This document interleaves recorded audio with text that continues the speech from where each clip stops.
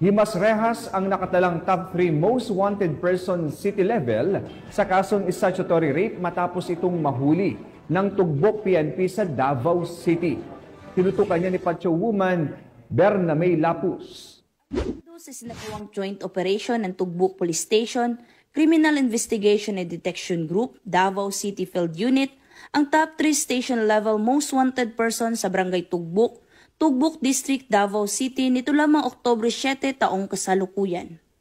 Kinilala ni Police Major Vincent Ignacio B. Fulante, Acting Station Commander ng Tugbok Police Station, ang suspect na si alias Tatay Tio, 66 anyos at residente sa Purok 9 Nara Street, New Luon, Tugbok, Davao City. Ang suspect ay kasalukuyan ng nasa kustodiya na ng Tugbok Police Station upang dumaan sa tamang disposisyon at maharap sa kasong qualified statutory rape na walang piyansang inirekomenda.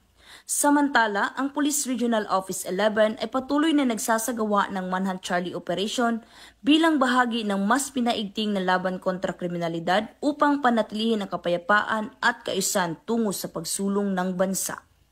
Mula dito sa Rehiyon 11, ako ang inyong PNN correspondent, Patrolwoman Berna May Lapus, alagad ng batas, tagataguyod ng Balitang Pulis.